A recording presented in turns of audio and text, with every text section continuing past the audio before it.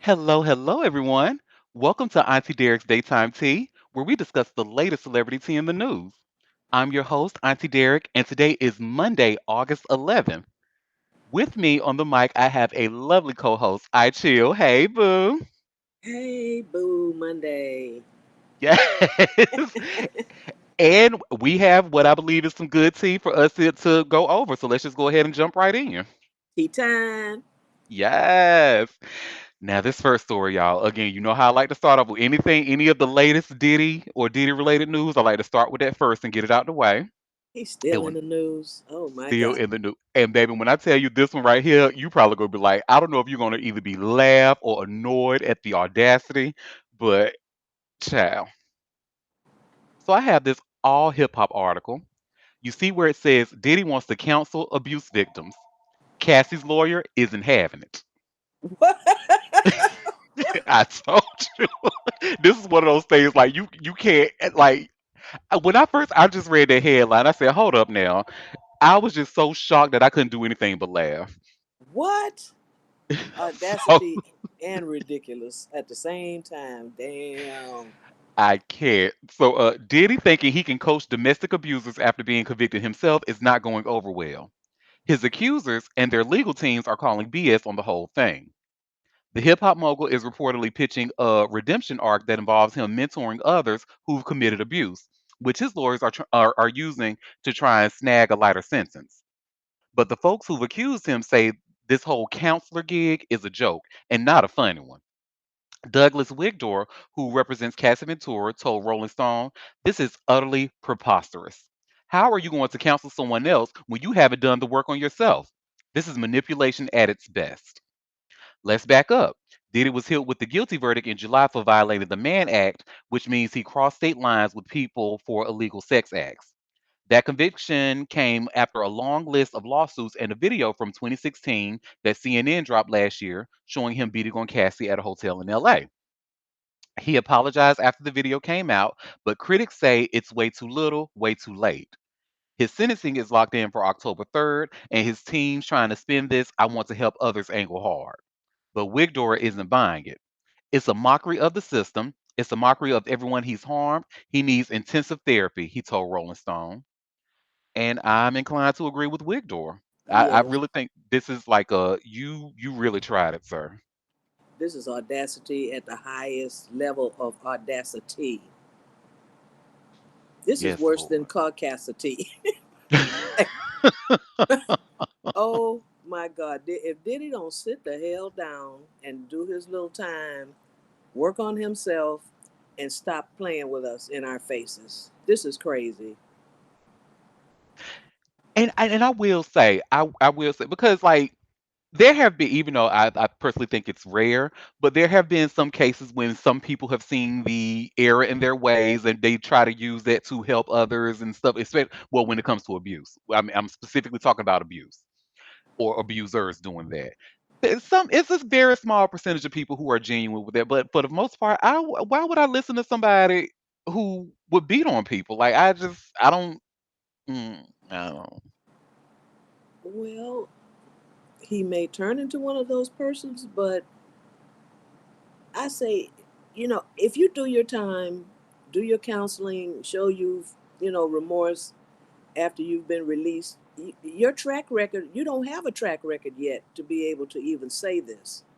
Now, if you had a track record that's showing us that you are a changed person, and then you come out with this, I could maybe give you some grace, but you have nothing to show for it at this point. Nothing So, at all. And remember, he didn't even from the beginning. One, he tried to deny it and would have probably kept denying it had that video not came out, and probably right. would have called Cassie a liar and all of that, honey. So no, I don't believe this a bit more than the man in the moon, honey. No, no, it's not the time. You have nothing to give us for you to say this. Just because you've been locked up since they arrested you and they claim you're doing therapy and but we got people what it's see that I was listening. We got people, but you've been doing therapy. We got people for when he comes out. Now, okay, so are you or aren't you? There you Because go. therapy in jail, like he's not in so-called transferred to a prison. He's in jail at this point. And I Hmm. watch a lot of crime shows. I don't see any therapists in the jail unless you have like a mental illness like schizophrenia. They have doctors there and so forth, but they're treating people with, diseases, mental illness, things like that. Therapy, I haven't seen anything like that. I'm not going to say it doesn't exist, but to say that he's been through therapy, how long has he been in jail? Almost, what, 2 years now? Coming up in Uh, September, I think. well, I think it's just one. What? 1 year? What? Yeah, I think because what was he arrested September of last year? Or was it Oh, September? September of last year. Okay. And then the trial was in May. Okay. Hmm. So, yeah, he hasn't been there. No, no, no, no. Even if he was getting therapy, that's not a significant amount of time to be claiming you want to counsel other people. It's definitely a play for a lesser sentence, and it it's really egregious, which to me shows he's still being manipulative. There you go, And is he changing? I don't see it. I don't. baby. That is a world class narcissist, honey. No, I don't. I don't. I don't- and this is just like a. I agree with Cassie's Lord. This is an insult to her, to to all to Jane who was in that who testified against. Like this is an insult to all of them. Like, are you kidding me? He wants to counsel the victims, not the perpetrators. The victims? What is that? You know what? I don't want to say too many curse words because I have a lot in my mind of what I wanted to say, and it's all curse words right now. So I'm just gonna stop talking.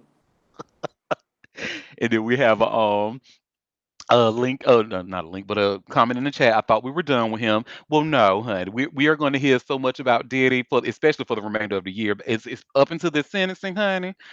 We have not heard the last of him. And then we have another comment. He don't need no therapy. He needs a bullet in his medulla oblongata. Oh wow. Okay. Do, do, do, do, do, do, do. I'm not Oh, going to affirm or deny listen. that statement, but okay. Well, well, and speaking of Diddy, what this actually goes into our next story. So, Mark Garagos, remember we kind of talked about him and his daughter, who was on his defense team and stuff.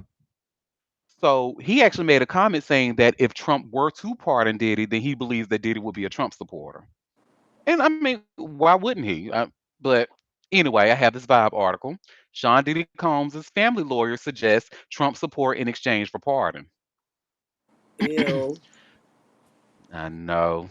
But when we go over this article, Chill, you're gonna notice that some of the language and some of the things that you have said in previous shows, pretty much how like how abusers and stuff stick together and da da da da. Mm-hmm. So anyway, Mark Garagos, a high-profile attorney who has long been affiliated with Sean Diddy Combs, has shared his opinion on what would happen if the disgraced hip-hop mogul were pardoned by President Donald Trump. Speaking on TMZ's Two Angry Men podcast, the legal professional explained his thoughts that a pardon would offer common ground between the two men. Mark Garagos was not on Combs' sex trafficking trial defense team. However, his daughter Tenny Garagos was. You want to know the truth? I think yes, shared Garagos when asked if Combs would become a Trump supporter if pardoned. Do you know why? I don't know that it would be like a fealty oath or anything else. There's something about that fraternity of people who have been accused and have gone through the process that gives you an affinity, Garagos continued. It would not surprise me to hear Sean say, I now get it. I understand it. I was wrong then. I don't know if I would say he's pledging loyalty, but I think we would probably say, I now get what he went through. Ahead of Combs' criminal trial, it was rumored that his legal team had reached out to the White House for a presidential pardon. As the trial concluded, the 55-year-old was found guilty on two federal counts of transporting women across state lines for the purpose of prostitution. He remains behind bars until his October 3rd scheduled sentencing. Last month, after the verdict, it was reported that Trump was seriously considering a full pardon for the Bad Boy Records founder. Earlier this month, Combs' legal team confronted that they had reached out to POTUS for consideration.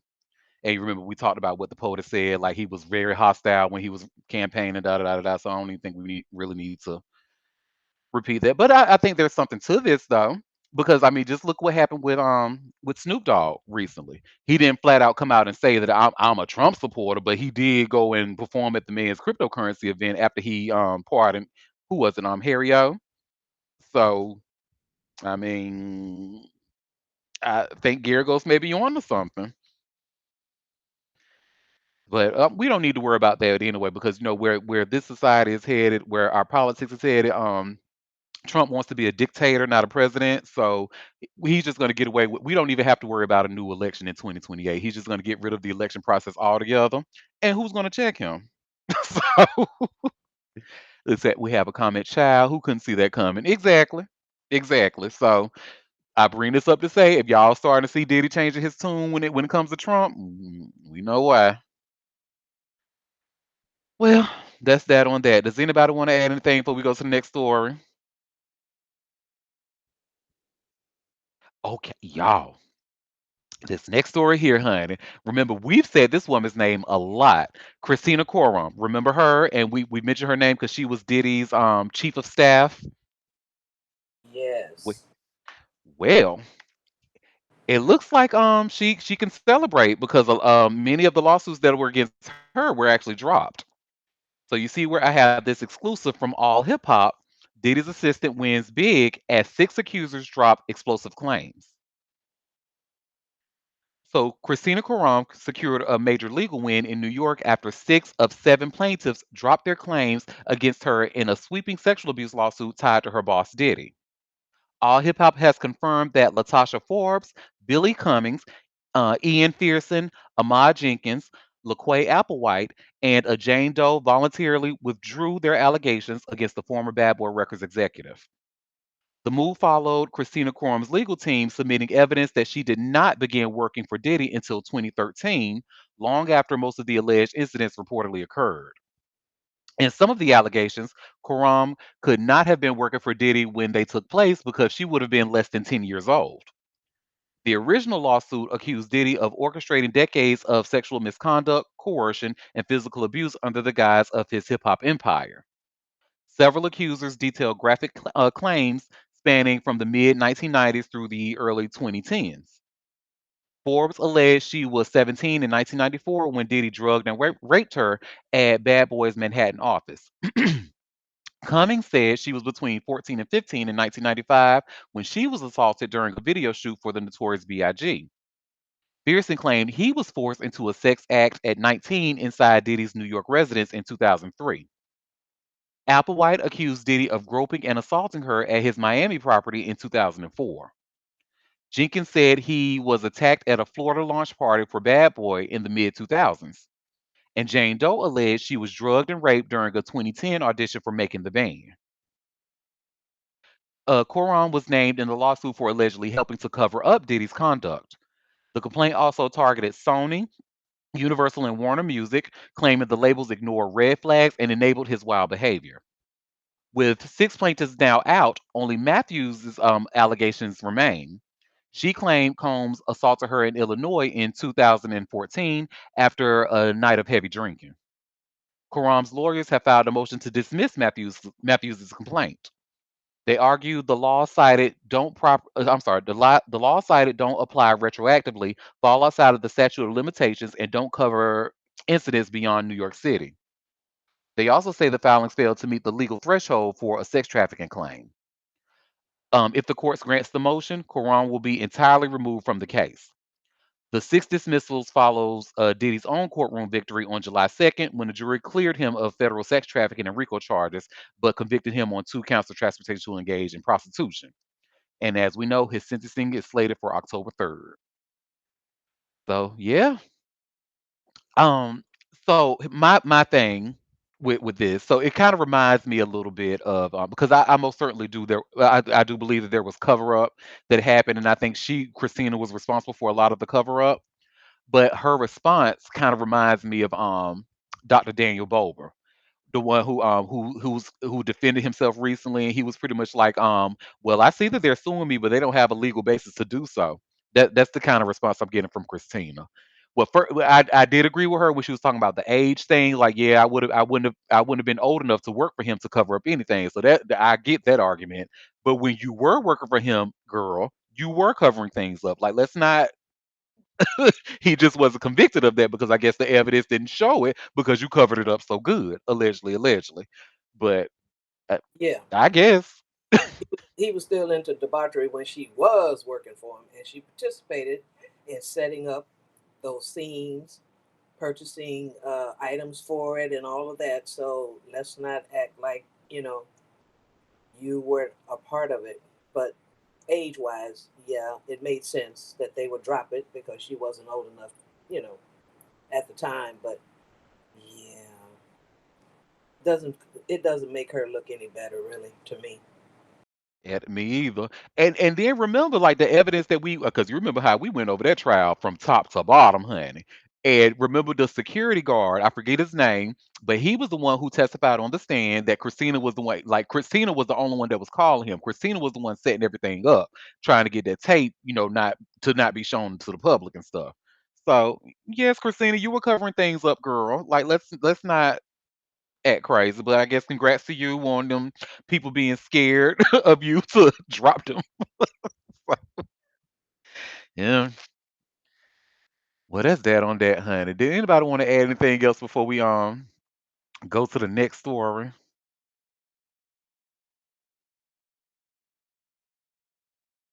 All right. Well, y'all, this next story. So remember, we just talked about Jason Lee and how he was being accused of misappropriating governmental funds for a Wild and Out event. Well, he has actually responded to those allegations. Well, and this is his website. It's from Hollywood Hip Hop, but he wasn't the one who wrote this. It was written by someone by the name of Keisha Gale. So, y'all see where it says here Vice Mayor Jason Lee and Council Member Mario Enriquez clap back at allegations. Call for California AG investigation into Stockton City Manager. Mm-mm. So, as we all know, Vice Mayor Jason Lee and Council Member Mario Enriquez have been incredibly dedicated to serving the people of Stockton. They advocate for residents, actively work to improve the community, and organize events that bring families together. Oh, yeah, you can tell this is Jason Lee's website. Anyway, unfortunately, they've recently faced interruptions from what they describe as ridiculous allegations, claims that seem aimed at undermining the very work they've accomplished and continue to pursue. But these city leaders are making it crystal clear play with somebody else.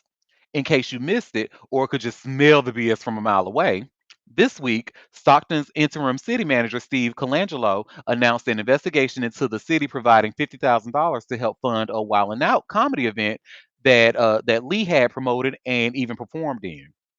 Colangelo's office alleged the event was held without the necessary approval, excuse me. Addressing these allegations head on, Lee explained that nothing shady went down. As a former cast member of the show, I returned and voluntarily participated to help the show's success and prove that Stockton is ready for this level of quality entertainment, Lee said in a statement. I've received no compensation for my appearance. He doubled down, adding, everything related to the Wild 'N Out entertainment show in May was done above board and followed the current city protocols. During a Monday meeting, Jason Perry, the head of ASM Stockton, told the committee that ticket sales for the show ended up being low, so he asked the city for assistance.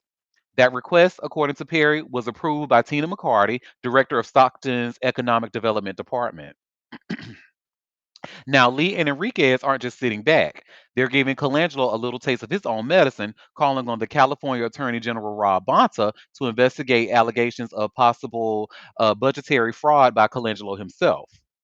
Lee didn't hold back, calling the initial actions taken by Colangelo's office retaliation and politically motivated to distract from what's really going on inside of City Hall.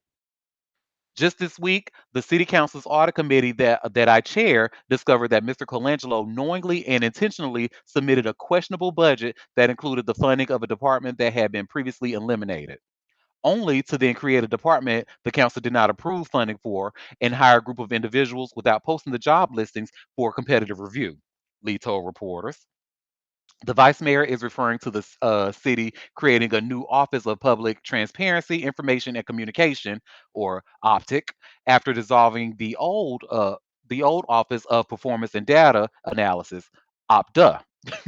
The kicker: both changes were made without council approval, and OPTA is still part of this year's budget, which began on July 1st. Ooh, ooh. Both Lee and Enrique say a motion will be made at next week's city council meeting for the city's attorney to refer the matter to Attorney General Rob Bonta. Enrique has made it clear that this fight is more about this than just politics. It's about restoring public trust. Transparency is important. Ethics is important, and true integrity is important because we have to ensure that the public has trust in our local government. There's been too much noise, too much static, distracting us from the work, Enriquez said. He added that he will be directing the city attorney to also look into politically motivated investigations, retaliation, and Brown Act violations.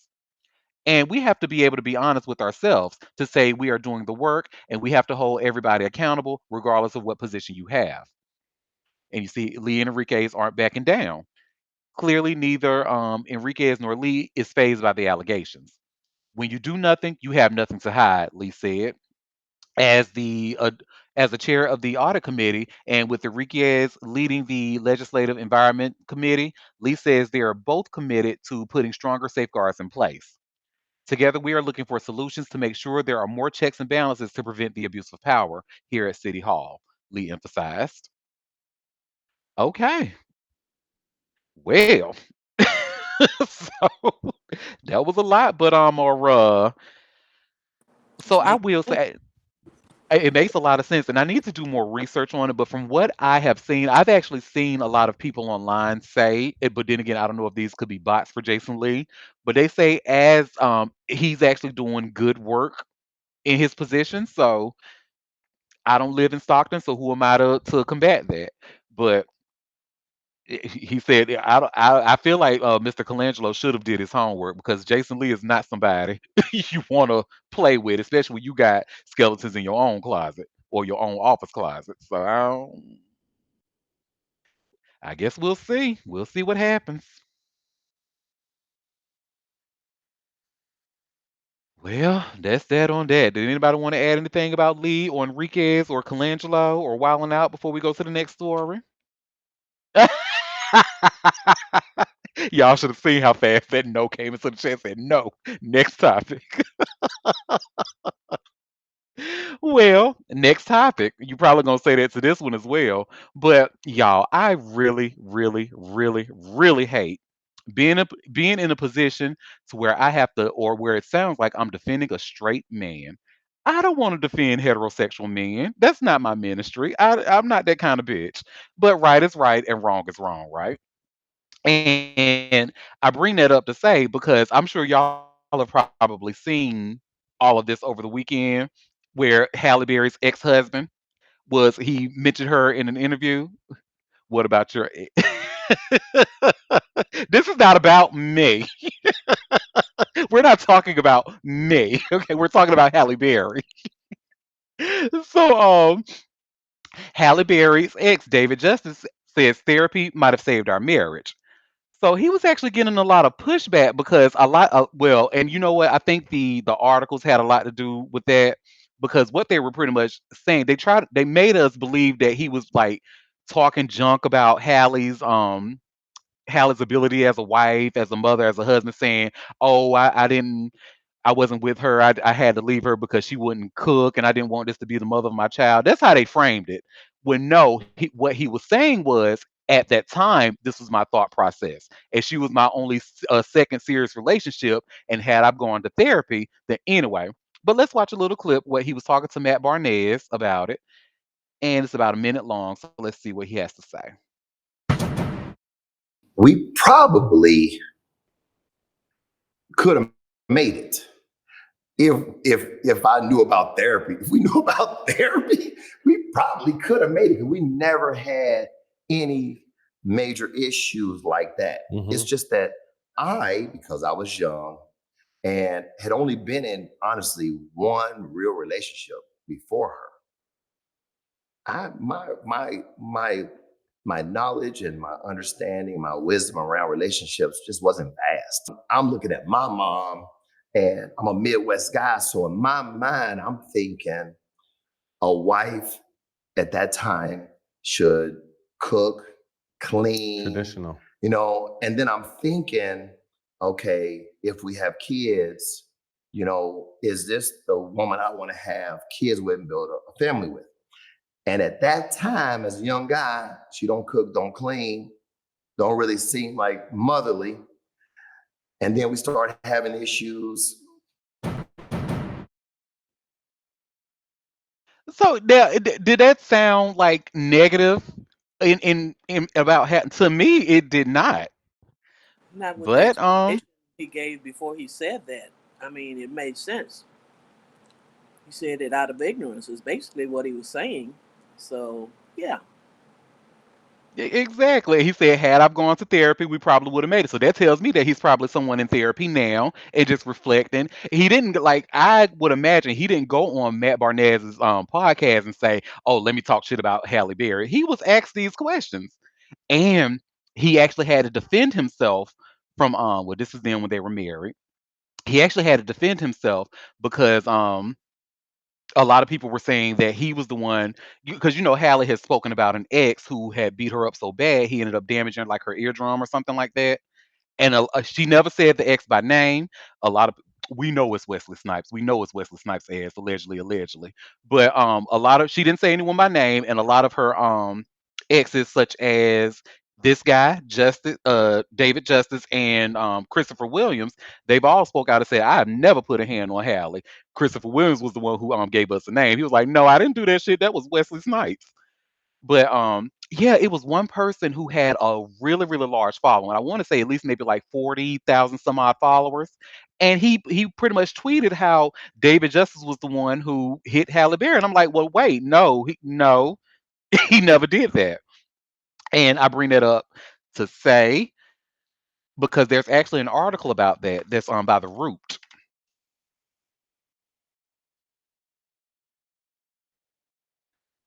So y'all see it should be coming up soon. Okay, so you see, David Justice finally speaks on famous Halle Berry abuse story.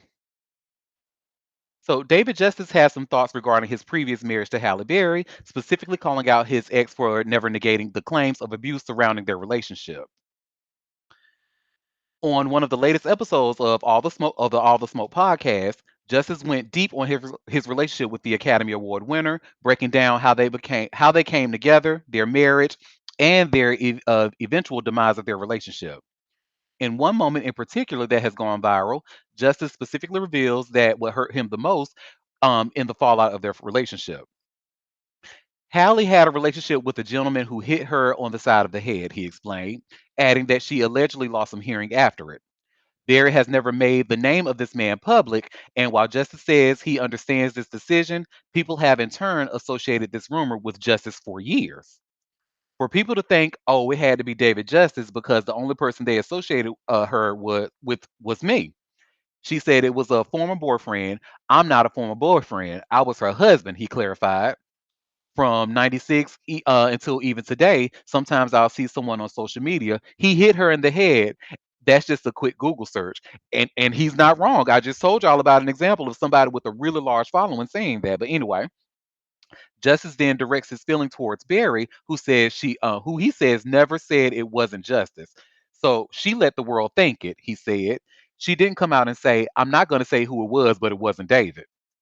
He added that he did not appreciate that and that she was dead wrong to let the world think it was him. I thought she should have handled that better, he continued. And as we reported, Barry and Justice first met in 1992 and were married from 1993 to 1996. At the time, Barry filed a restraining order against Justice, citing fear for her personal safety and well-being. Justice publicly denied the incident at the time, saying he posed no threat to Hallie. Mm-mm. I mean, I ain't gonna say no threat because why would she take out a restraining order? People just don't do that for fun, no, for no reason. But But and he should be able to understand like why she wouldn't want to name names, especially how with us being so litigious these days. He of all people. But then again, this is why I stay out of straight people business. All this shit is confusing. But I'm like, damn. I didn't damage her ear, but And she could have said it wasn't me. Look, I might have slapped her around a little bit, but I didn't beat her so bad that I damaged her. Allegedly, allegedly, allegedly. mm-hmm. But she Because would again, women don't take out restraining orders for fun. for no reason, because she wouldn't cook and clean. I'm sorry, that's not funny. That's not funny. I don't mean to laugh.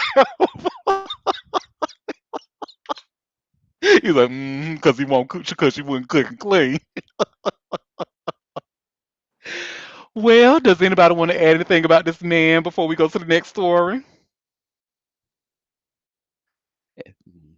You are a light skinned man. You will be fine. You don't need to be defended. Trust me. You will do. You will be fine. Well, let's talk about somebody who none of us don't really care about. I actually used to like her like back in the early 2000s, but now Jennifer Aniston, honey. But she's finally talking about that thing with her and Brad and Angelina. So I have this Yahoo Entertainment article that tells this story by way of E News. Jennifer Aniston makes rare comment on Brad Pitt and Angelina Jolie. So originally appeared on E Online, there was the one where Jennifer Aniston takes on the tabloids. It's been 20 years since the Friends alum announced her separation from then husband Brad Pitt amid rumblings that the actor has sparked a romance with his Mr. and Mrs. Smith co-star Angelina Jolie. But Aniston still remembers that love triangle era all too well. I bet she does, because when I tell you that shit was messy as hell. Anyway, it was such juicy reading for people. Ooh, baby, she not she is not lying about that. It was such juicy reading for people, the morning show actress told Vanity Fair in an interview published on August 11th. If they didn't have their soap operas, they had their tabloids. It's a shame that it had to happen, but it happened, she added, and boy, did I take it personally. As for her mindset at the time, just pick yourself up by the bootstraps, she explained, and keep on walking, girl. The same year that Aniston, who's 56, and Pitt, who's 61, called it quits, he officially moved on with Jolie, who's 50, and the new couple even posed for pictures together in a spread for W Magazine titled Domestic Bliss, depicting them as married with kids. Pitt and Jolie later married in 2014 before she filed for divorce 2 years later, leading to a decade long legal battle. After Pitt and Jolie's 2005 photo shoot was released, Anderson told Vanity Fair shortly after, "There's a sensitivity chip that's missing." She ain't wrong about that. And although Aniston hasn't looked back at her interview with the outlet in a while, she could still recall her emotions at the time. I just remember the experience of doing it, which was kind of jarring or jarring, she said. She told Vanity Fair in her new interview. It was also such a vulnerable time, but yeah, that was one for the memoirs. It says, keep reading for more. No, we don't need to see no more quotes about Brad. But that's actually really interesting. So she said, yeah, yeah, I took that shit personal. You should have, girl. They really played in your face. Who's Jaren? Exactly. I think that's my cousin who owed me $20. But anyway, yeah, I remember that like it was yesterday. That was some of the and they what I remember first though is them playing in Jennifer's face because we clearly saw the if anybody who's seen Mr. and Mrs. Smith or anybody who even seen like commercials of it or the promo for it, them two looked like they was fucking. They they was all up in each other's face and this I'm like, and I think when did this movie come out? I think I was like 20 at the time. And even back then, I knew I was like, this ain't right. But they rubbing it all in her face and then gaslight her. Girl, ain't nothing happening. This is just work. You're an actress. You should know better. You know how work makes us do things with our co-stars that we really don't want to do. Gaslighting her. Whole time they was fucking. You say, have mercy that long ago? Exactly, right? And I remember like it was yesterday. They really played in Jennifer Aniston's face. But seeing the kind of person that she is today, I'm almost kind of glad they did. Anyway,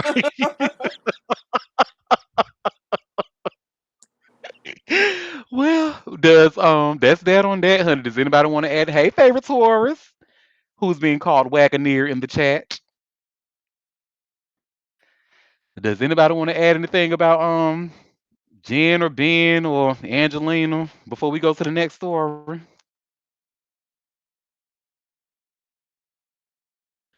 Okay, y'all, this next story.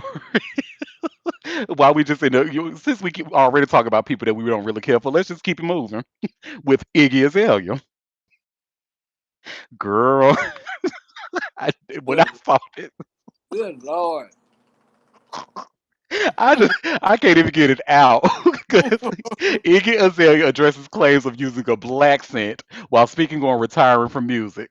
This wasn't a claim, girl. We heard the music. You are clearly using a black scent with your Australian ass. So I had y'all say I have this post with the shade room. Oh, she looks terrible. Somebody said she looks like Roger from American Dad. And I'm inclined to agree. Anyway, in a revealing new interview, Iggy Azalea addressed the black sin accusations that shadowed her rise in the hip hop industry while speaking on the subject of race. The rapper recently sat down with ABC News and looked back on the racial discussions that formerly surrounded her career after reaching mainstream success. Reflecting now, Iggy Azalea boldly shares how she tackled challenges during her rise in the industry and acknowledges she do some things differently. Iggy found herself in the hot seat at the peak of her career when people accused her of using a black scent in her music to fuel her success. In her ABC interview, she confronted the race related debates head on. I think it was a lot, she admitted, reflecting on the chaos. I said in retrospect that I said as I got older, where I'm like, that's a horrible fucking take that you had, but but it was just a bad perfect storm. At 24, the Black Widow artist said she was navigating heated cultural conversations with a limited view of limited view of America or culture, which she now sees as a misstep. Looking back, Iggy expressed regret over how she handled the heavy criticism she received. I think sometimes I just regret having an opinion at all because it wasn't necessarily my place to have an opinion, she shared. This, along with several reported label disputes before going the independent route, Iggy announced her retirement from music in 2024. In a tweet on her Twitter account, per Billboard, Iggy Azalea clarified she left music to pursue other projects, not because anyone bullied her out. Per the ABC report, by 2019, Iggy's career took a sharp turn when the music industry started giving her the cold shoulder. I think the hardest part about it was seeing how the other artists would distance themselves from me publicly, that I was only welcomed in secret, she revealed.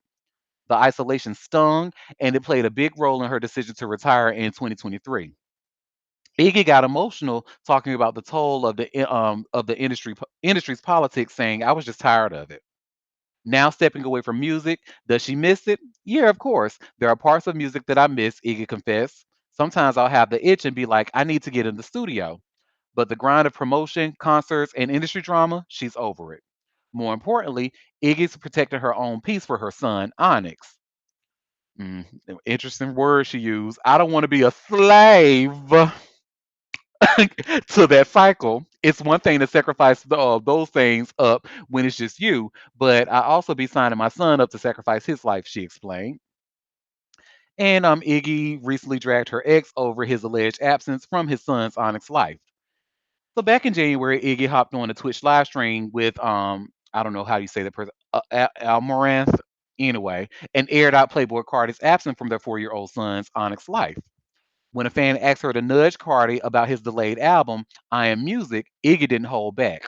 I don't speak to him, my love. We haven't heard from that man in over like 6 months. We don't know where he is, have no idea, have no association, she said.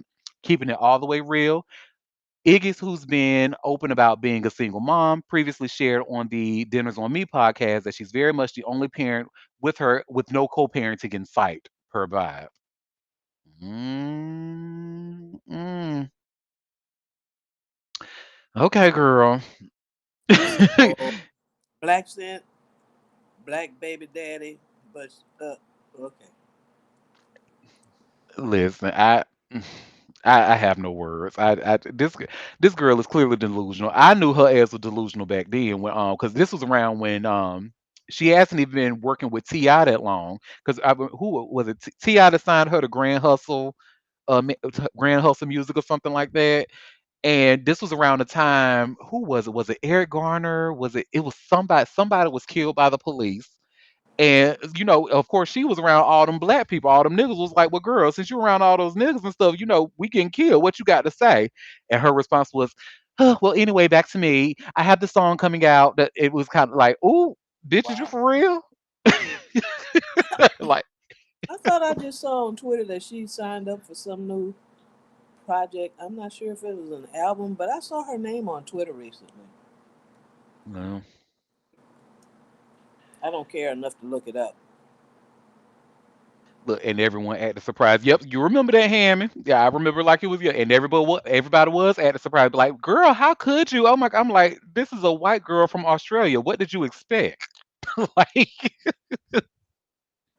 and quiet as it kept, she pretty much took. Who did she take style? She mimics the Brat. She mimics Charlie Baltimore, and she even mimics Gucci Mane. I actually listen to the girl's music, so I know what I'm talking about. Uh, that's that on that, honey. Did anybody want to add anything about this Australian white girl before we go to the next story?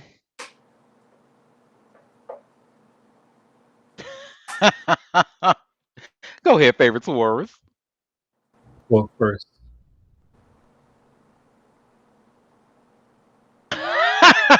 Sorry. Yeah, so I guess Roger from American Dad. well, first, I wanted to say, win with a win, pop with a pop, pop. That's what I wanted to say first and foremost.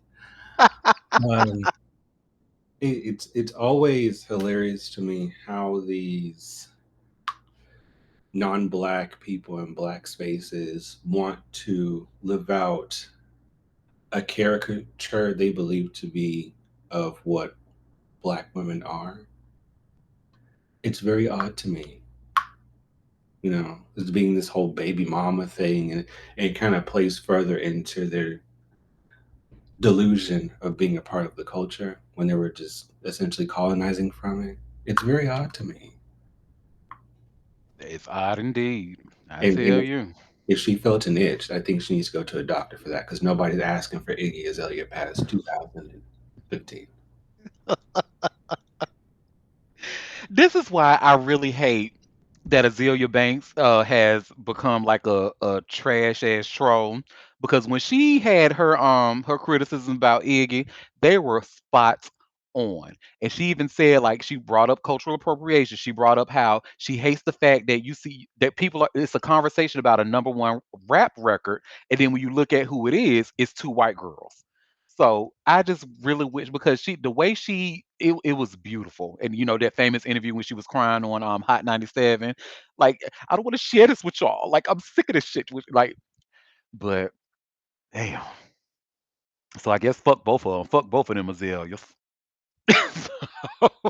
Go ahead, favorite tourist. I'm not giving her shit. You know why?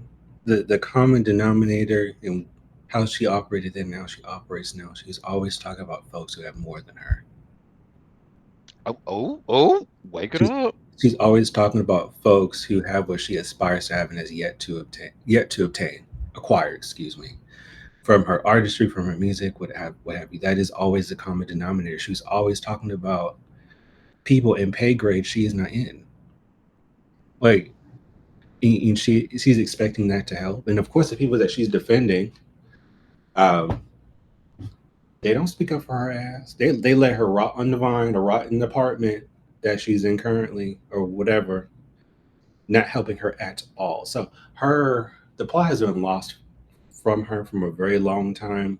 And so I can't give her that either just because she spoke out about something. It's because essentially out of jealousy, essentially, because she wanted what Iggy has, and I'm pretty sure she would still want what Iggy had because it's better than where she is now.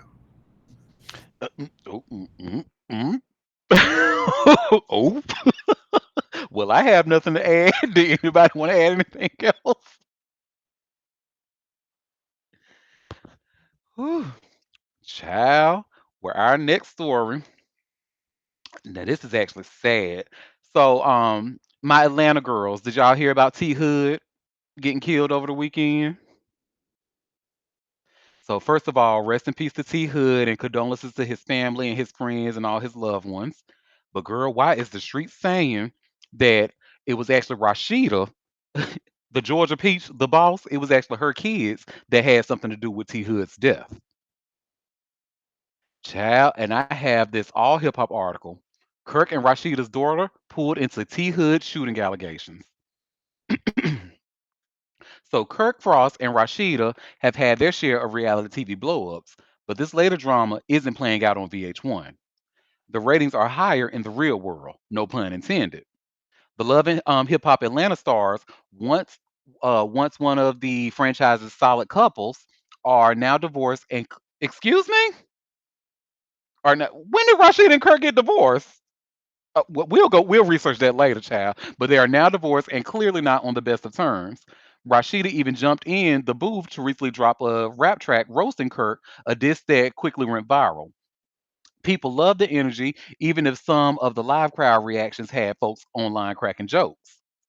But the playful internet clowning took a backseat fast when word spread that one of their adult daughters might be tangled up in the killing of Atlanta rapper T Hood. For those who don't know, T Hood wasn't just another name. He was a respected figure in the city's rap community, and his death hit hard. Gwinnett County Police confirmed they are investigating the shooting, which happened inside of T Hood's own home. They haven't named any suspects, but social media detectives are already pointing fingers. The talk online is that the daughter allegedly set him up and called her brother to handle something. This is super duper extra alleged, by the way. Alleged and messy can coexist. A woman claiming to be the daughter's sister has been unloading details on Facebook, adding even more fuel to the rumor fire. And now there's chatter, still unverified and alleged, that Kirk may have helped their kids stay out of sight after the shooting. Authorities haven't confirmed any of that, and nobody connected to the couple has been charged. Still, with the internet running wild and the community grieving, this is the kind of situation where speculation spread faster than the facts. This is a couple used to controlling their own narrative on TV, but this is a whole different level of drama. If the rumor turns out to be false, it's going to take a lot to clear the air. If they're true, it is a nightmare. Either way, the Frost family's reality just got way more complicated than anything in a reunion special. I bet they are recording every second. Allegedly, the daughter said the following. So, first off, I've been advised not to speak up by plenty of parties. I can't sit back and let this narrative being created go on. The love of my life is gone. The man I lay with and cuddle every single night is no longer here. So, as I went to ask for respect and privacy, I won't because I will always defend my baby. I don't condone this shit in any way, shape, or form or fashion. I am sick to my stomach. I don't wish this on anyone. My brain is all over the place. This is a total nightmare, but I'm going to get this off. I don't even have time to grieve or say my respects in the right manner because I'm defending myself. Being attacked by people who are creating weird and sick rumors. I'm not good at talking, but I would love to give insight and let the people who love him in to get understanding. I don't have the right words, but I want to keep typing while also respecting his family and loved ones. Oh boy, there's a lot of run-on sentences, honey. I tell you. But yeah. Okay, so they are not divorced. Okay, I knew I wasn't crazy. I'm like, when did Rock, honey? She is never leaving that man, honey. She made that clear a long time ago. So go ahead, favorite Taurus. Okay, so let me get this straight. Rashida got bags. Her husband's a girl. Her career is over all over the world. And now her daughter's an accessory. I need K Michelle to write a new verse. We need an updated version of that verse. Thank you. Let's go. I'm ready. And I know y'all have seen the back and forth. I ain't even really need to talk about it because, honey, we it's really a nothing burger when you look at it. And Rashida, pretty much, K Michelle's throwing shade at concerts as she should, and Rashida can't stand it. And I hope she throws more shade because the way your ass handle K Michelle, you should be ashamed of yourself as a woman, as a mother, as a sister. You should be ashamed of yourself. So go ahead, favorite Taurus. Well, how could she? Because since she always sees herself as a victim, Th- Yeah, there you go.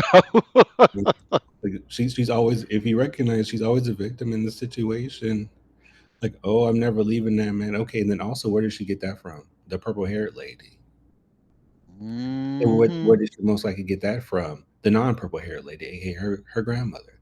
So it's a generational thing, essentially. And so, I mean, she got the Kaya treatment. She got another 30 seconds on the clock of people paying attention to her until they don't give a fuck no more. So hopefully she takes full advantage of that, even though she is the BBL butt of a lot of jokes online at the moment, and rightfully so.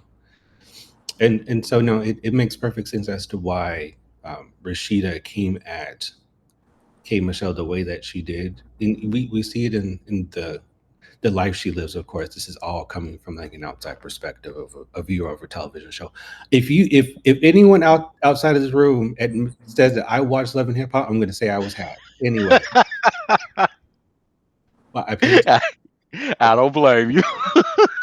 I pay attention, right? And so it makes total sense, because Rashida has never been, what is that phrase? And I don't want to overstep by saying this, a girl's girl. Hmm. She's never been She's one of not. them. And she's always in circles with people who have more than her, which on the surface is smart. And I think everyone should be in surround themselves with people who have more than them to learn from, not leech off of, learn from. Um, but yeah, it makes perfect sense. So I mean, hey, it's par for the course. Look, we I would would actually like just. Oh, sorry, boo. I would like to know how they just throw that in there about their divorce and not, and they're at odds with each other and just it's a blatant lie. Is who wrote this?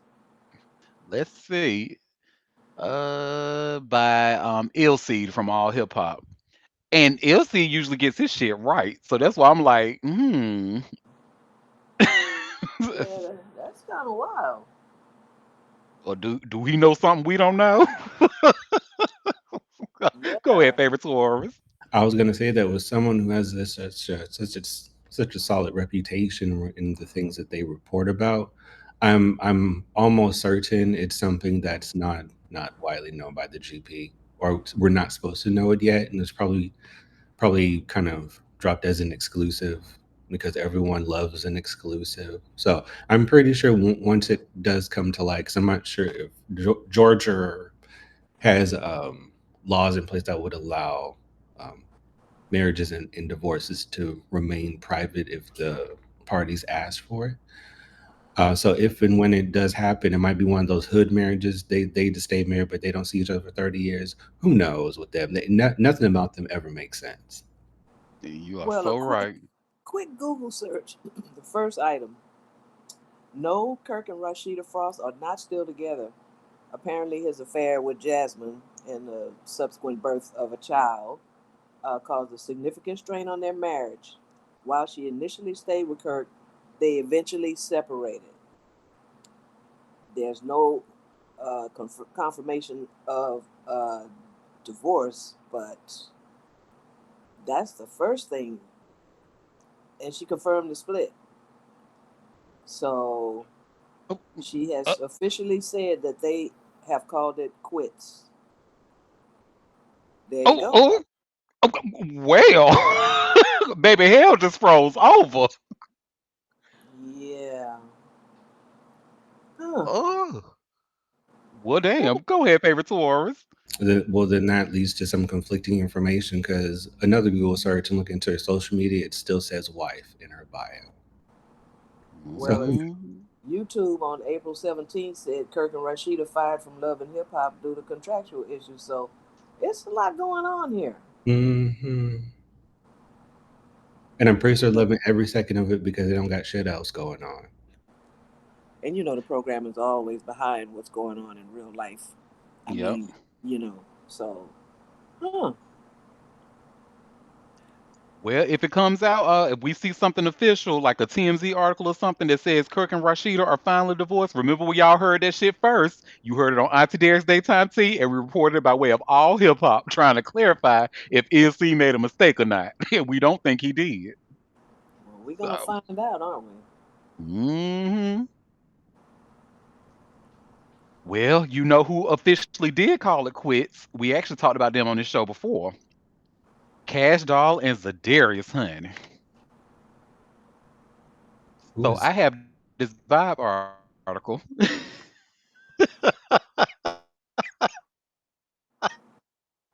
Who? did you say who was Sedarius? sorry, I forgot I wasn't muted. He's a cheater. That's who he is. Y'all weren't Anyway, supposed to hear that. I was supposed. I forgot I wasn't muted. My bad. well, y'all see this Vibe article says Cash Doll and Zadarius Smith calls it quits after dating less than a year.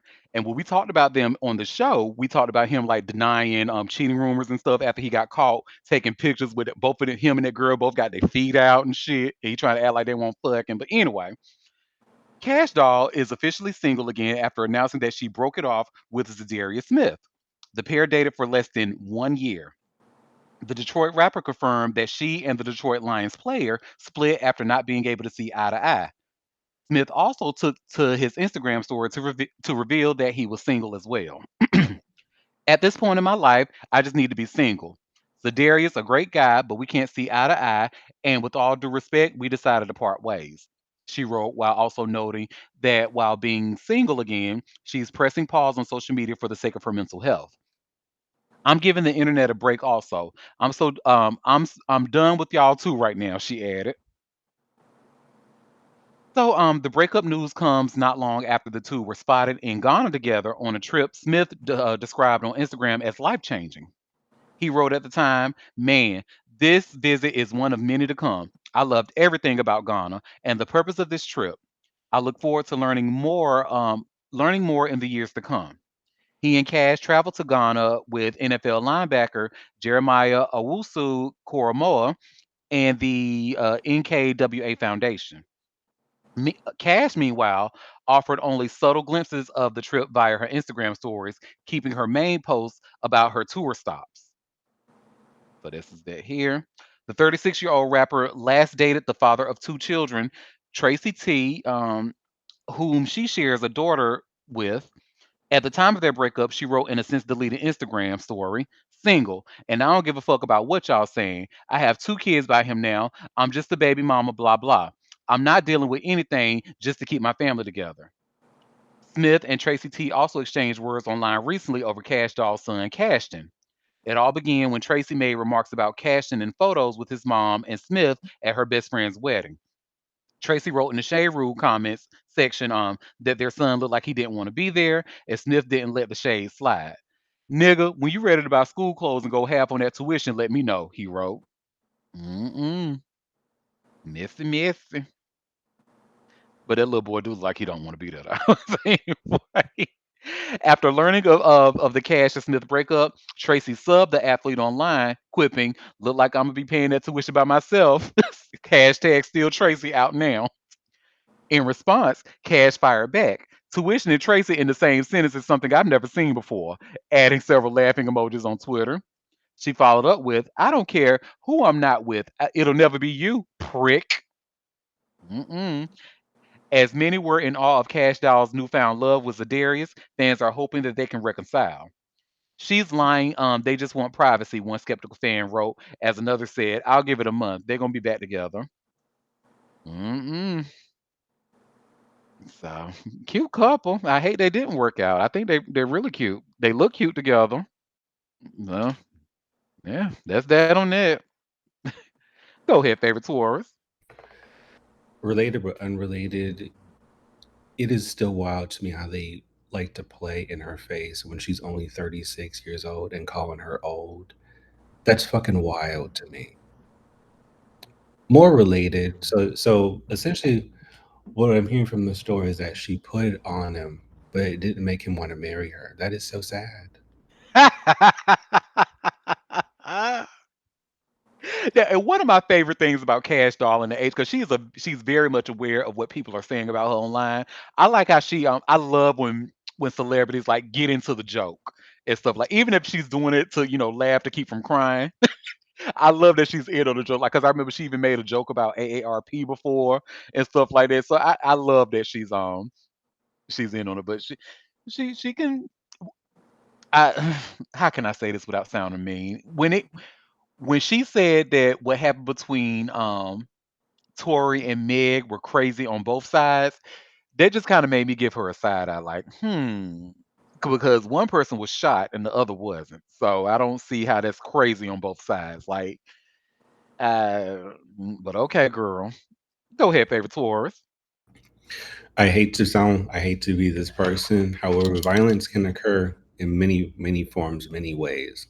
So I'm not familiar with when, and oh, 11:11, when or what context that she said that. Did she provide any additional,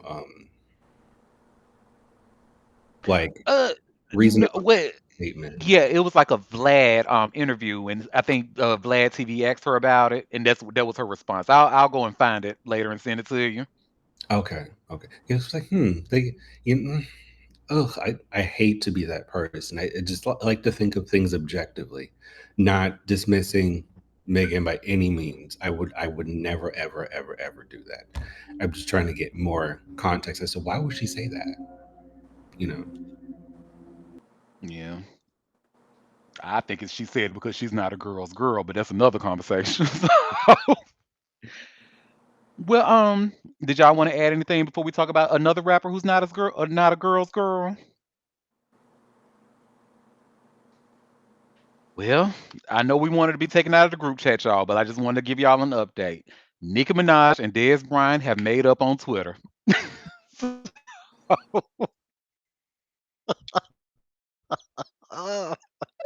Nicki Minaj and Dez Bryant make amends after intense social media beef, as reported by Vibe. So the entertainment community loves drama. Yes, we do. But they're equally happy to see people let bygones be bygones. No, we're not. Anyway, Nicki Minaj and Dez Bryant recently made amends after their intense back and forth on social media. The former NFL wide receiver kicked off the y'all, this word is about to kick my ass. Reconciliatory efforts on some G shit, Nicki Minaj. I really don't like the misunderstanding we had between each other. He wrote on Twitter this past Sunday, August 10th. I apologize for bringing up your husband's past. It's a shame only negative things make headlines between two black people who have much influence on our community. I'm at war every day with myself to do better for my kids and the kids who are watching me. And the last thing I want to do is argue over stupid shit. I pray for only peace and positivity your way. The Lord will grant you peace, Des, the Queen's rapper replied. Nothing makes me respect someone more than a public display of accountability. I accept your apology. I apologize as well if I offended you. If you still want to do that fight, let me know. He def got them hands. And she put up with some laughing emojis. Seriously though, all the best. So Minaj and Brian's feud sparked oddly. We know how it sparked. We don't need to really rehash that. But yeah, they apologize to each other like both of the cowards they really are. So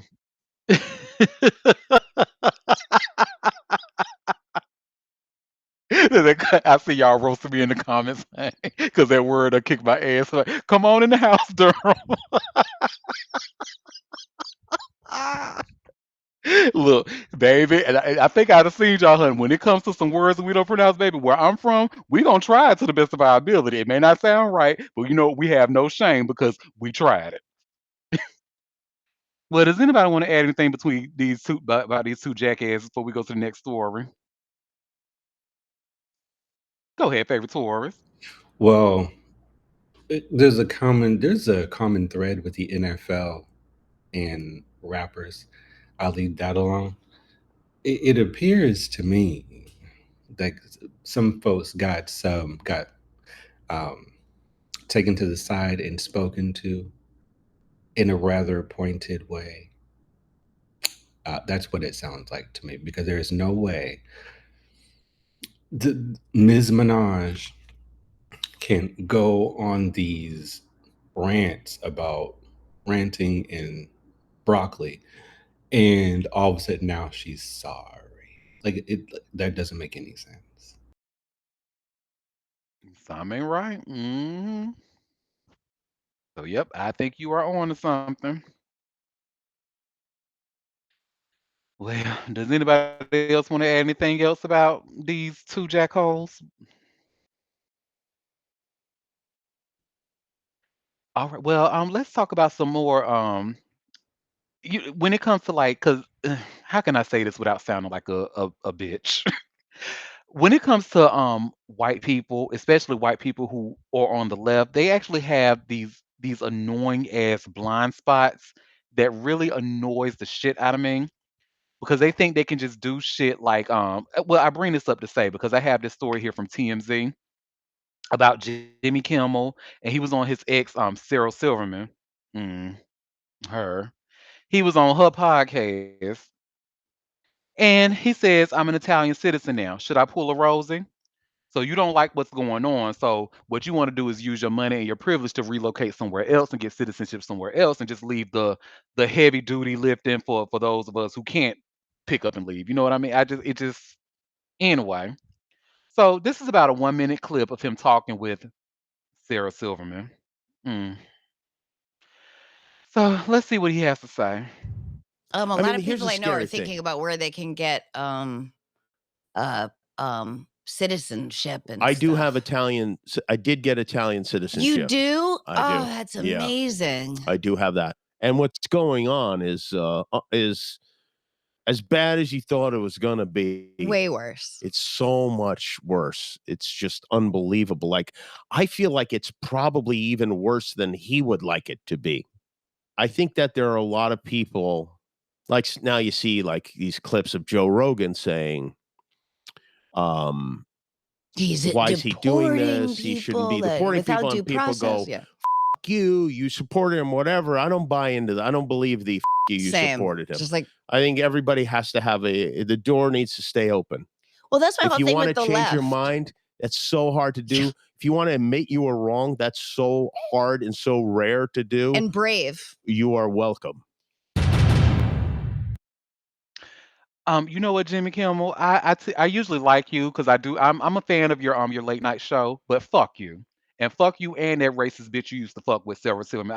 I don't fuck with her. Any bitch that sit there want to wear a blackface to get laughs, fuck you for life, bitch. I don't like Sarah Silverman. Fuck you. But you two privileged ass white bitches. This shit really gets under my skin. I hate shit like this. I didn't want to say shit like, oh well, we didn't know it would get this worse. Had y'all listened to black people, you would have known some shit, right? Girl, I go ahead, favorite toy, because I'm really about to go off. You know what? I'm going to choose my words very carefully because this is a recorded session.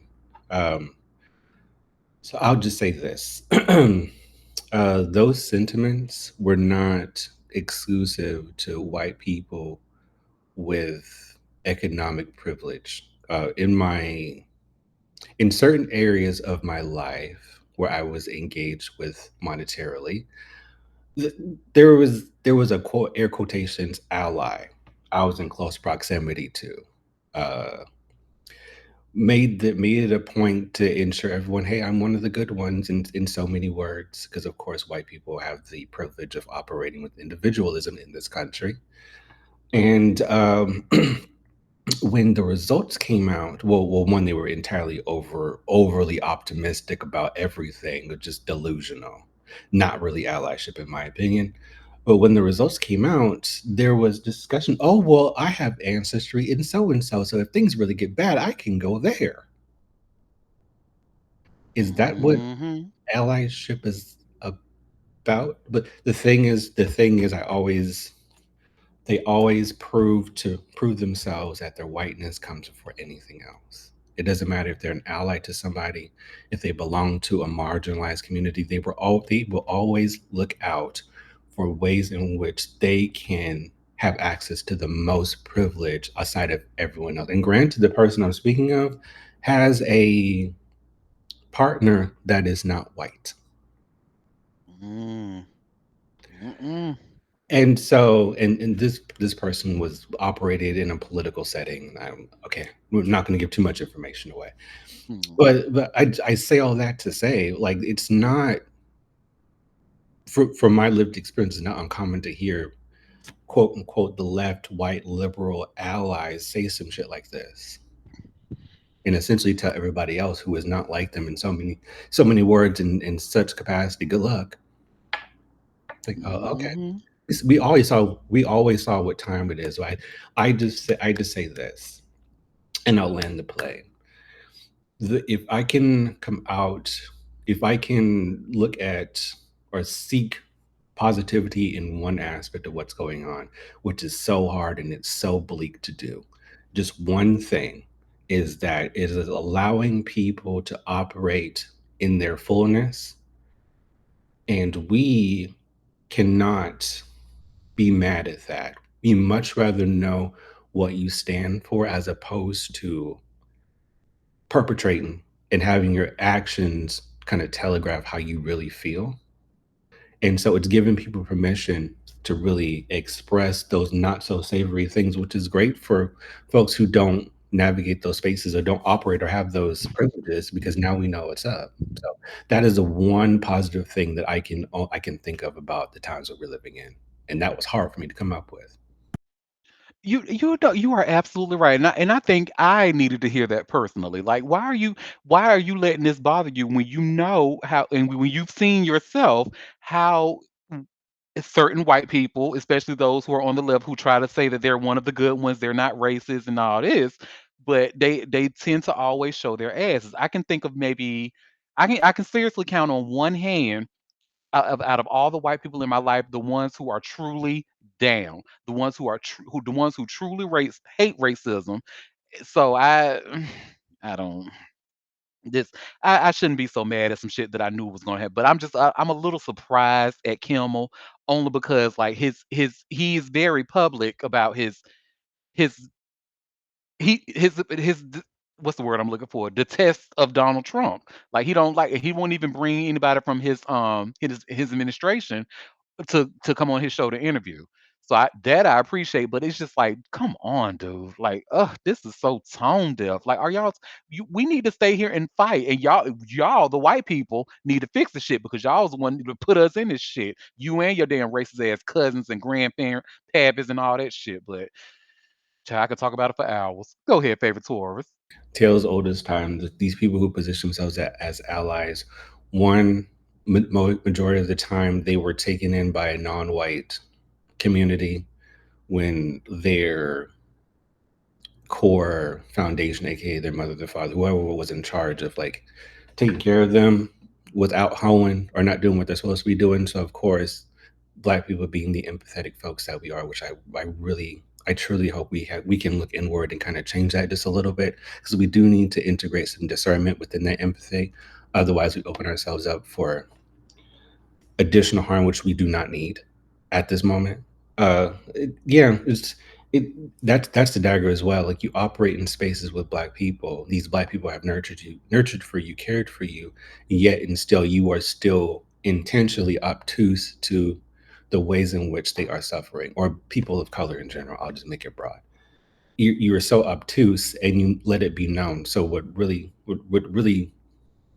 comes to surface, that you weren't really listening to begin with. You were listening out of ego to make yourself appear to be on the right side of history, when in reality you weren't really about that life.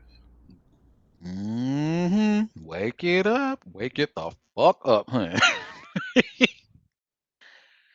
Well, does anybody want to add anything else about white people and their privilege before we go to the next story?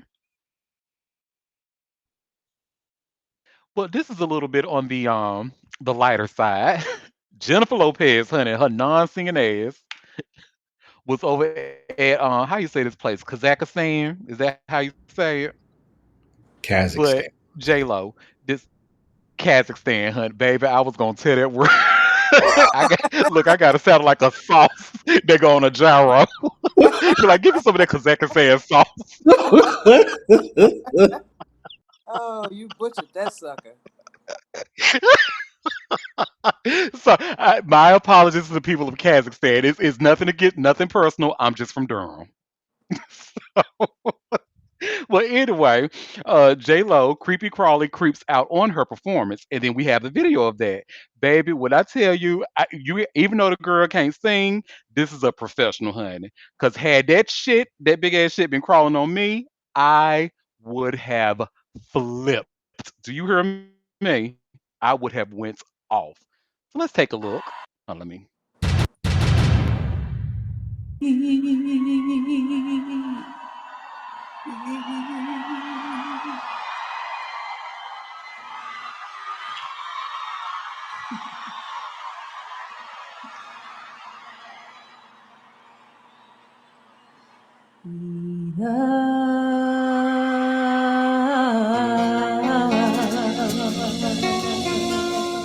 Oh my God.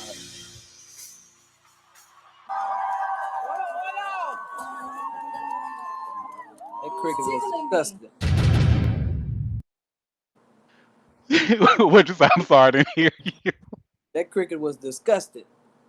Yes, honey. Well, you know what was even more disgusting? That note. I'm gonna actually quote my favorite tourist Oh, girl. Where are your keys? all those Like, notes were lost in the sauce of Kazakhstan. I think they would rather hear me saying their name wrong rather than hearing that. But Oh, Lord, no. go ahead, favorite tourist. I think the cricket was trying to help. But You know what? You're right. He tried to uh find our notes.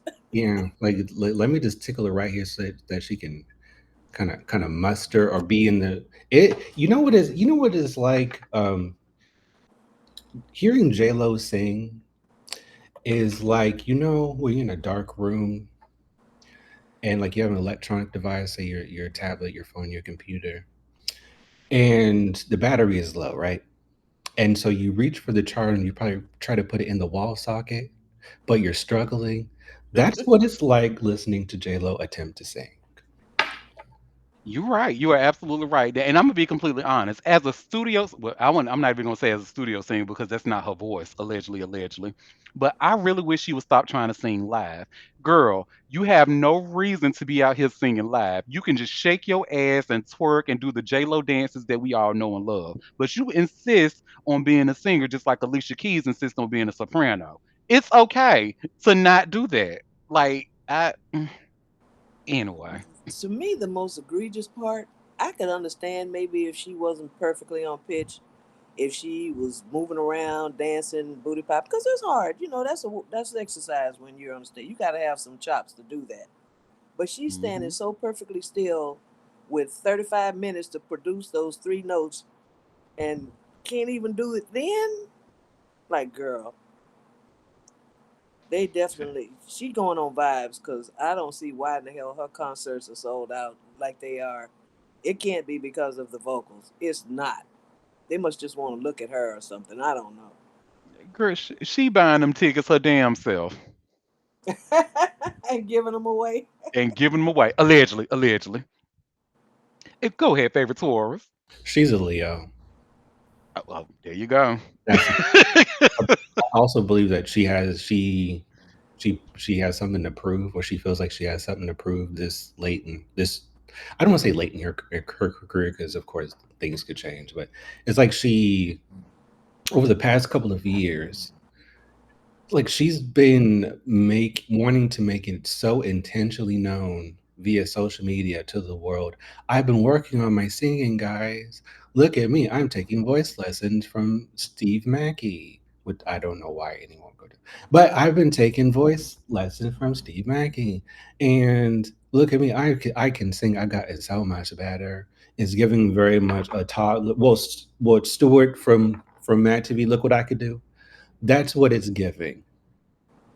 Mm. Speaking of Stewart, I was actually just watching he was on a game show. What's it called? 25 Words or Less. With Meredith Vieira. I believe she's the host. Looks like a really fun game. But Michael McDonald was on there. He looks for a white man in his 60s. That man has aged greatly, hun. He looks good. I couldn't even believe it was him. He got a little white hair, sure, but the skin is skinning. I was like, you better work. So yeah, he looks good, but yep. And two, you didn't have to shave Steve Mack. I like Steve Huh? Mack. What happened? What was I said? like him. What was said? But yeah, I don't know. She could have spent that money on something else. Cause Oh, Steve Mack ain't cheap, from what I heard. So well, should be. But oh, oops, sorry, I wasn't muted. But good on her for attempting to want to improve herself. I guess I don't. Ooh, well, did y'all want to add anything about this non-singing lady before we talk about somebody who's trying to work on improving herself? And Mar- chill, I think you'll appreciate this next story. Marcia sounds better than J Lo. Don't tell her I said it. Hey, when you right, you're right. Well, y'all, our next story, Larsa Pippen, honey. She wants y'all to stop talking about her face. We will not. And chill, you'll see why I said you're gonna appreciate this story. But I have this link here from Hollywood Unlocked. Larsa Pippen addresses haters and concerns about swollen face. She said, "I had an allergic reaction to PRP. I feel like somebody made my photo look like that." And I think this is the photo that they are referring to. Mm. So Larsa Pippen is slamming her haters while addressing concerns about her swollen face, which critics fault possible overfilling and excessive plastic surgery. On Wednesday last week, Pippen was photographed during a segment of Fox 5's Good Day New York. Photos from her appearance went viral. Fans were left concerned about the Real Housewives of Miami star possibly going overboard with fillers and plastic surgery. However, on Saturday, August 8th, Larsa Pippen took to her Instagram story and addressed the concerns about her face. She said, "Hey guys, you can relax." Oh, I'm sorry. "Hey guys, you can relax. I had therapy on my face a couple of days ago. So my face was a bit swollen. It looks like it looks like it's coming down, so you guys can just calm down." That's my best Larsa impression. I don't think I sounded anything like her, but I tried. But anyway, one social user, Dr. Mike or May Kaga, who specializes in aesthetic and concierge medicine, made a video criticizing Pippin's appearance. The reality star fired back in her comment section and said, "Honey, I had PRP and had an allergic reaction, so chill out." Dr. Kaga replied to Pippin's comment and said, "Double board certified physician here." This is the part, chill, I think you'll get a kick out of. I'm Double loving it part. already, baby. I told you. So, double board certified physician here, aka honey. Allergic reactions to PRP are extremely rare. You simply will not find allergies to your own blood cells all that common. Second, allergic reactions don't last 3 seasons on a streaming network. Oh my God. Honestly, honestly, this post really was not about Larsa, but about cautioning the current and future generations about being overtreated with overfilled unnecessarily and covering up your own natural features that make you uniquely beautiful. If even one person can learn from us pointing out what being overfilled looks like, it's worth this weekend's clapback. Read So her. Read her. when the Seven. backlash of rumors failed to die down, Pippen took to her own Instagram story again. Hours after her first post, she slammed her haters and insisted she had an allergic reaction to PRP. First of all, what is PRP? Just It sounds like when they take your own red blood cells and inject it in your skin. I know show Kim Kardashian has a video showing where they harvest your blood and it just inject micro amounts under the skin of your face, supposedly, help you look younger, which would mean you'd be allergic to your own blood. Is basically ah is unbelievable. When I first saw her picture, I'm like, that doesn't look like an allergic reaction to me.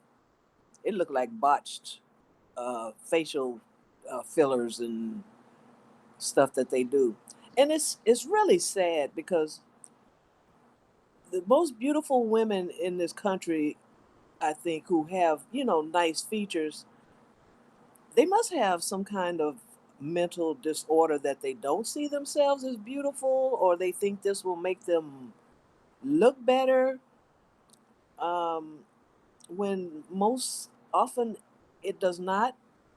I think you get a couple of chances at that, like Nene, how her face has changed, and Phaedra, and you look at those pictures, and I guess you feel like maybe the more you do, the better it's gonna get. But no, I mean your skin can only take so much, and eventually it just starts looking real clownish and foolish. But they don't know when to stop, or trying to stop the clock as you age, and you can't stop the clock. You can help Mm-mm. the clock, but you're doing too much to try to stop the clock. You're not going to do that. So I did not see allergic reaction, and I'm not a, a esthetist in any form or fashion. Anything about facials, we didn't concentrate on that in my profession, but it's still just looking at an allergic reaction. Mm, yeah, that doesn't seem like it to me. And She's me. she's fucked her face up basically. She looks like a character of something, and it's sad, really. It's really sad. I agree. Go ahead, favorite Taurus. I would like to know what her hands look like. Let me see if I can Google a picture. Yep, because that's the telltale, honey. You can always see it in the hands. Larsa Yeah, the Pippin's hands. hands. Yeah, they definitely gonna show. But these things these women are doing to their faces, and so many of them have messed up their careers trying to be, do this stuff, really screw themselves up.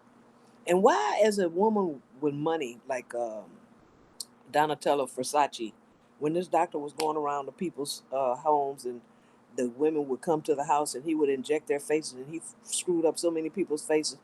One of them had their mother on one of those housewife shows, and her face was just deformed from having done this, and that's what happened to Donatella as well.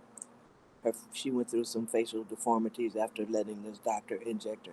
Why would you do that procedure? Oh, girl, I'm having a injection party at my home, and y'all come by. Doctor So and So's gonna be there, and he's gonna be giving us treatments. Girl, no. Now this was years ago, but still, women of means to be this silly that they would let this happen under not ideal circumstances. I would not ever let some doctor come to my home. I wouldn't care how wealthy I am and what credentials they may have and so forth. He screwed up a lot of women's faces with whatever he was doing. You know why I would never do something like this, and it may sound like a joke, but it's not. That one episode of Girlfriends. Well, I know I Will. You can go ahead and tune this out because I know you've never seen this. But I don't know if you remember that episode, Chill, when Tony Childs she went to a Botox party and then she went over Joan's house and tried to hide it with her damn eyebrow was facing all the way up, and then Maya came in there and said, "Oh hell no! Did she have a stroke? Did she?" Yeah, this stuff is not as innocuous as you may think it is. Simon Cowell, when his face started drooping above his eyes from Hmm. just the side effects of Botox injections in the forehead, it can happen. And his eyes have stayed that way pretty much. So, you know, this this I don't I don't know why people have to look like this that are celebrities or people we see on television. Like they always have to be so perfect. We've gone from focusing on natural people to artificial, you know, looks on television, and it's inspiring generations of women to try to achieve these looks, and it's harmful. I mean, it's a multi-billion-dollar business. It's all about capitalism in this country. The cosmetic industry, the hair removal industry, the makeup industry, the plastic surgery industry. It's a lot. Baby, when I saw Kylie Jenner, as soon as I first saw her getting all that work done to her face, I said, "Oh, this is going to open the door." Because unfortunately, as much as we hate to say it, a lot of young girls look up to her, and when they They saw do. her doing it, and they thought, "Oh, wow, well, she's doing it, so it must be okay." I'm a little insecure about what my lips look like, so maybe I want them bigger. and I Yeah. want them bigger so I can wear Kylie's lip gloss and da da da da da. So I Yeah. just feel like you getting that surgery at so young, especially like these a lot of these girls are getting these facial surgeries at 20. They're Y'all young. y'all have not lived any life yet. Like, are you kidding Young. me? Yeah, putting all this crap in your face. Yep. Mm. It's a lot. Go ahead, favorite Taurus. That should always been here in some capacity. I think the only difference is back then they were focused on looking natural, whereas now being more exaggerated is seen as more acceptable. Well, I mean, breast augmentations have been around for years and years and years, which, you know, pretty much put like little balloons on your chest. They look unnatural, they were hard, but people kept getting them. And then it progressed, to other things. First they was putting permanent makeup on with a dye, like tattooing your lipstick on or tattooing eyeliners, and it's just progressed to much more than that.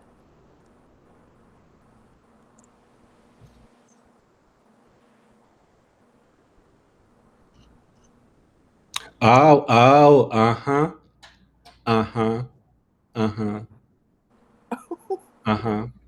What, Will? Look at the screen show. Do it again, Auntie. Oh, yeah, do it again, Auntie. Do you see the pink cursor? Yes. Uh-huh. Uh, oh. Mm-hmm. Hmm. Appropriate. Yeah. Allergic reaction, my Mm-hmm. Totally. allegedly. Mm-hmm. Right? A chew, a chew. Mm-hmm. There's some Benadryl. Mm-hmm. Yeah, let me fix my hair. Fix my hair. Okay. See my hair?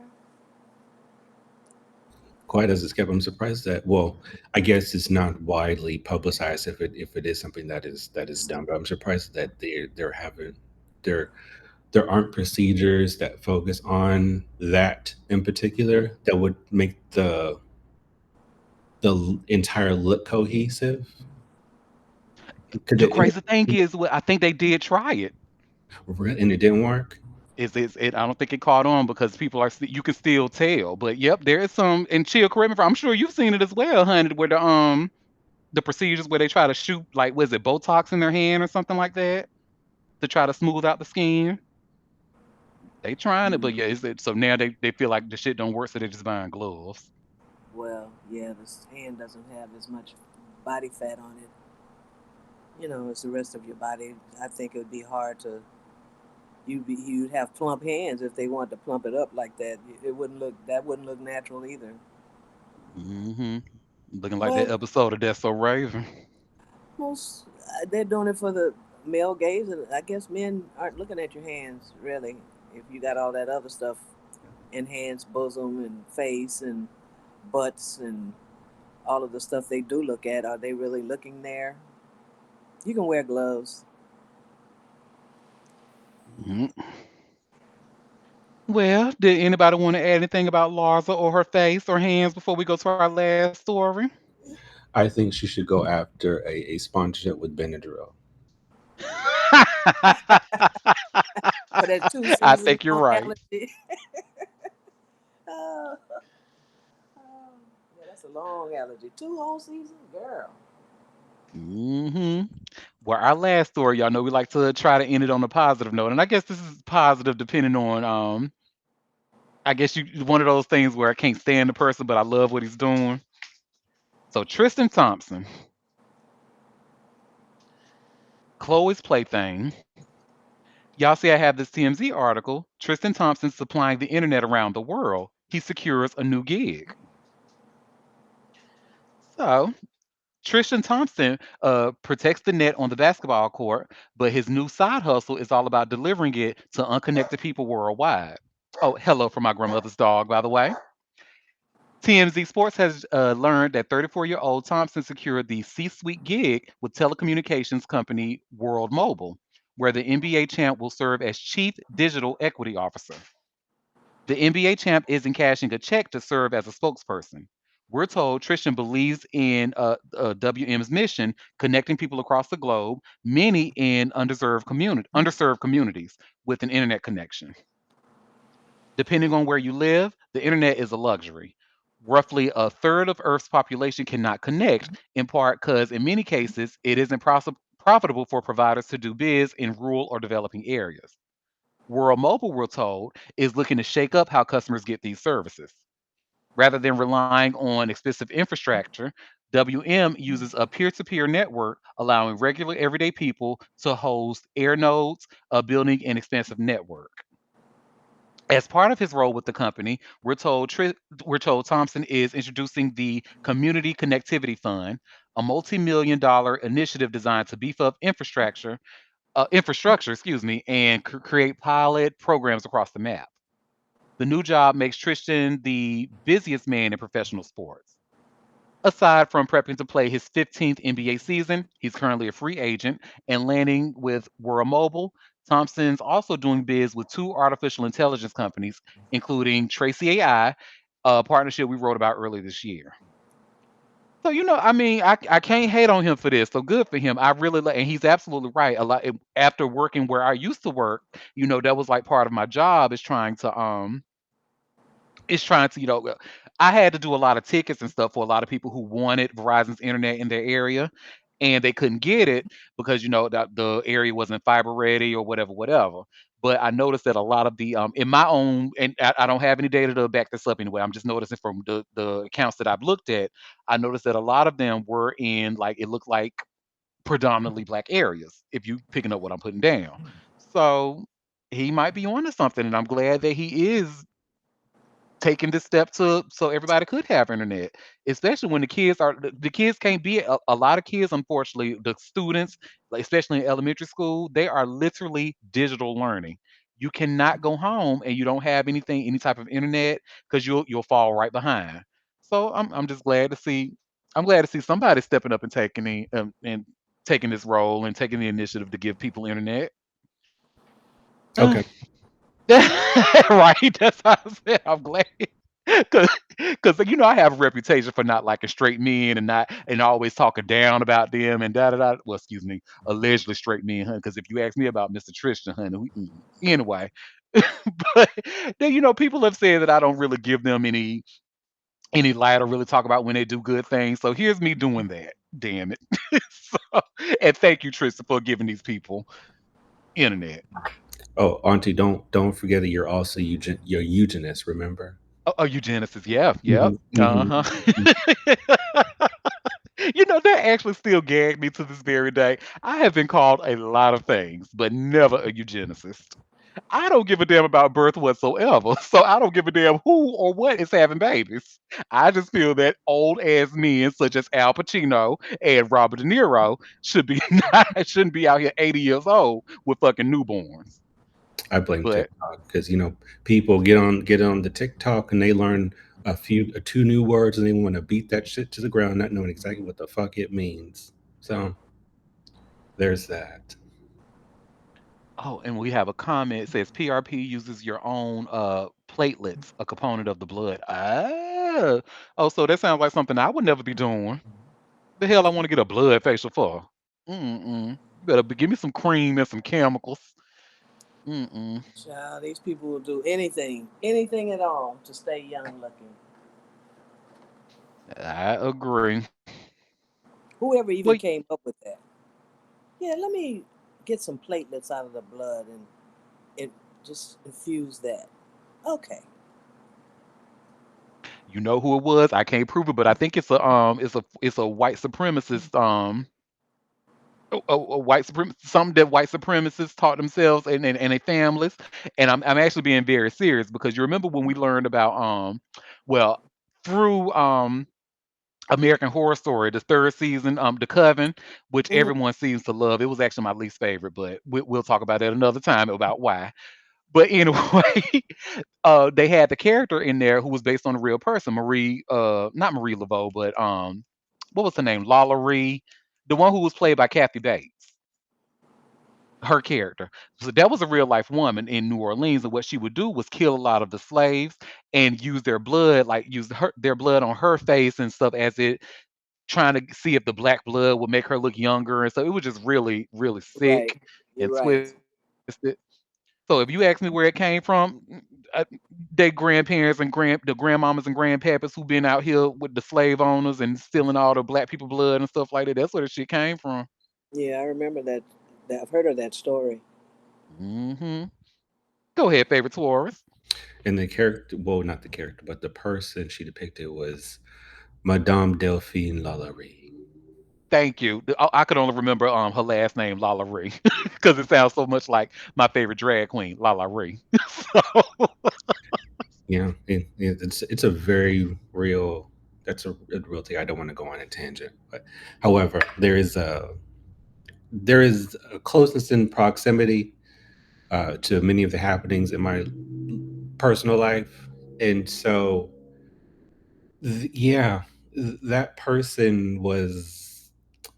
I can't help but to think of just how inhumane those enslaved folks are treated and how many generations were killed off to be used as an experiment, which also brings me to the point that actually never made sense to me. If our enslaved ancestors were seen as less than human by law and by society, but these white slave owners still wanted to sleep with them, what does it say about them? They're sick that people. that barbarians. Yeah. They're willing to lay down with, willing to have intercourse with beings that are not considered human or are not human. Interesting how that happens. Well, I mean, these are the same people who, bestiality is like really up there in that community. So I mean, when it comes to what they will sleep with or what they will rape or what they will have sex with, it doesn't surprise me at all. Especially when you see like a large number of that group of people, the men especially the ones who are in the heavily in the church. You see what they into now is young kids. So Interesting. None of them are drag queens eh, there you go. or And trans none of them will ever be. ever in life. We got metamorphosis, whatever the fuck his name is. One's enough. One is too many, actually. Uh,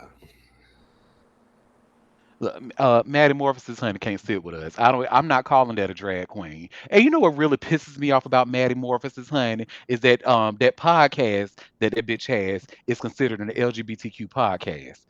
I don't like that. I don't like it. That person is not LGBTQ. He is a straight man who dresses in drag. His podcast should. I don't give a damn what guest he has on there. He could have the whole fucking cast of the season he was on that motherfucker. The fact that he is the host of that, he's not a straight person. Excuse me, he's not a gay person. He's a straight man in drag. I don't like it. I don't like if Maddie Morphosis does not have any more haters in this world. I have passed on. I don't want no parts of that. Metamorphosis cannot sit with us. it's a new form of queer baiting, if you ask me. Hmm. Mm. And what pissed me, and even if I wanted to take a second to actually appreciate it, this motherfucker when he was on during his season, this motherfucker like the whole conversation was about how he is just so brave for dressing in dress. Nigga, fuck you. Like fuck you. You're not brave. You're an appropriator. Fuck out of here. Well, Like he invented it or something. I mean, that's been around. Oh my gosh. William Shakespeare and shit. exactly. And one of the most like and I honestly the reason that I have such a huge problem with it, and I'm gonna be completely honest with y'all, is because he's a straight white man. Now, if this was a straight black man or somebody like that, now that's somebody that I could say is brave because when it comes to like how there's this whole this whole talking point in Black Hollywood, especially amongst the men, that oh, we don't put on a dress because that's going to emasculate you and stuff like that. Right. Toxic masculinity. Now that if a black man went on RuPaul's Drag Race and a straight black man now that shit is brave, not this old privileged ass bald headed ugly ass fuck who can't do no makeup. Hell no, Maddie Morphosis is nobody's brave. Fuck her, him, fuck him. That's not a her. Oh, well, y'all, that was all the tea that I had for us today. So before we head out, let me get off of Maddie Morphosis dick. And before we head out, did anybody have any tea that y'all want to share? Any tea I might have missed? Ew, please don't say that ever again. You're right, because it sounded so nasty. Mm-mm. Not even if I was paid, honey. Well, y'all, it is always a pleasure. Thank you for taking time out of your busy day to come and sip tea with me. We will be back tomorrow at 12:30 Eastern Standard Time if you can make the live show. Until then, I hope you all have a fabulous rest of your day. Bye, everybody.